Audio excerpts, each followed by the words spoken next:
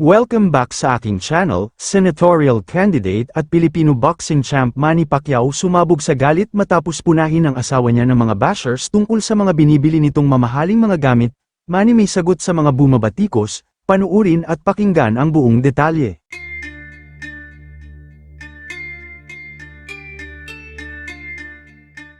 Hindi nga mapigilan ng mainis ni senatorial candidate at Pinoy boxing champ Manny Pacquiao na sagutin ng mga bashers na patuloy na bumabatikos sa kanyang pamilya lalong-lalo na sa kanyang asawa at mga anak. Noon pa man ay marami na ang pumupuna sa yaman at successful ni Manny Pacquiao lalong-lalo na ang mga tao na gustong sirain ang kanyang pangalan. Matatanda ang napuna na rin ng kanyang asawa na si Jenky ng isang kilalang showbiz columnist dahil sa mga pagbili nito ng mga mamahaling gamit.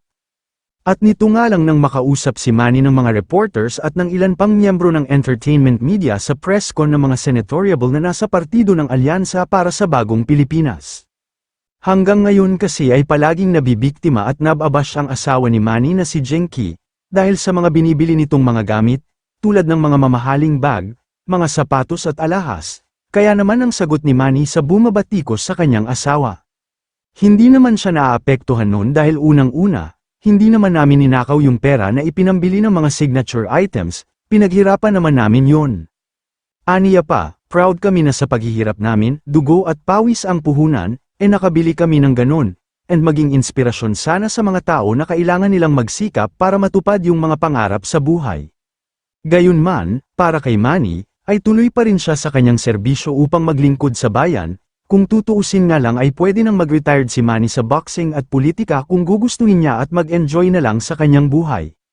Pero dahil nga mahal niya ang kanyang mga kababayan, ay tatakbo pa rin siya bilang senador at sana daw ay manalo siya, at mabigyan ng pagkakataon na magserbisyo muli bilang isang senador. Samantala, bilang naging bahagi rin siya ng entertainment industry ay natanong din si Pacquiao kung may mga plano rin ba siya para sa lahat ng mga Filipino na konektado rito. Nababahala rin siya sa nangyayari sa entertainment industry dahil mas tinatangkilik pa ngayon ng mga Pinoy ang mga foreign artists lalo na ang mga Korean stars. Kayo mga ka-showbiz, anong masasabi nyo sa ating showbiz topic ngayon? Kung may opinion kayo ay magkomento lang kayo sa aking comment section. At syempre kung bago pa lang kayo sa aking channel ay mag-subscribe na kayo para lagi kayong updated sa mga showbiz trends na ina-upload ko. Maraming salamat po.